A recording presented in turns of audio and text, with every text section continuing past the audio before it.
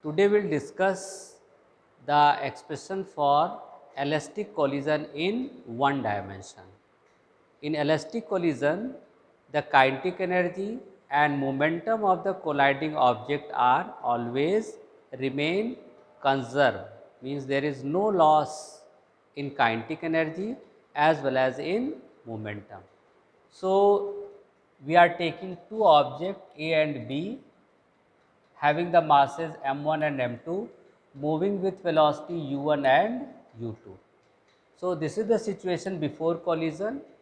During the collision they collide, physically they are colliding with each other, and after collision the separation is possible only when velocity of the second object is greater than velocity of first object.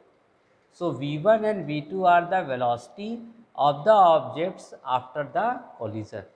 So, very clearly you can say for collision U1 should be greater than U2 and for separation V2 should be greater than V1. As we know, the linear momentum is conserved during the elastic collision. So, m1 u1 plus m2 u2, this is the total momentum of the colliding object before collision, and m1 v1 plus m2 v2 is the total momentum after the collision. So, both the term are equal, it means momentum is conserved. So, when you simplify, that is m1 v1 we have taken in the left side, m2 u2 we have taken in the right side. Now, m1 is common in these two terms. So, in bracket we have u1 minus v1. Similarly, in the right side m2 is common, v2 minus u2. This is equation number 1. And we also know the kinetic energy is conserved.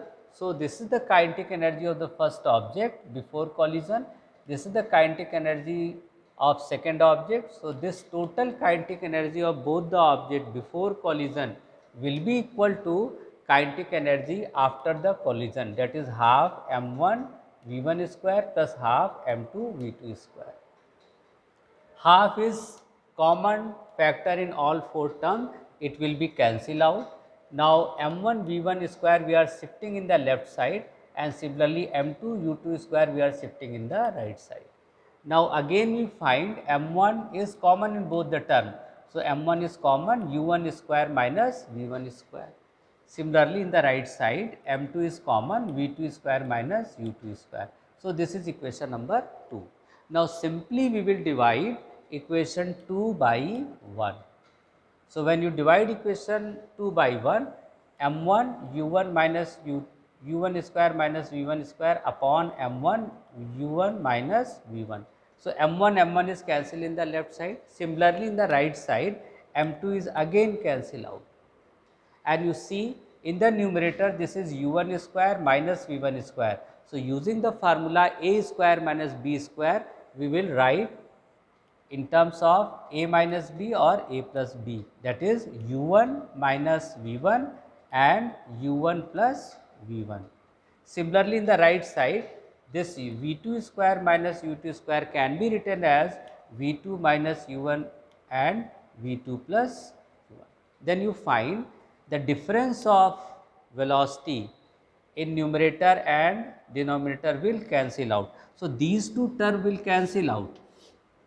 Similarly, in the right side V2 minus U2 also cancel out. So, we have only U1 plus V1, in the right side V2 plus U2, and if you shift U2 in the left side it will be with minus sign, and similarly V1 in the right side it will be with minus sign. So, U1 minus U2 is equal to V2 minus V1. It means we have mathematically proved that the relative velocity of approach is numerically equal to relative velocity of separation, because due to the concept of u1 is greater than u2, collision took place and separation due to v2 is greater than v1. So, mathematically we prove relative velocity of approach is numerically equal to relative velocity of separation in one dimensional elastic collision.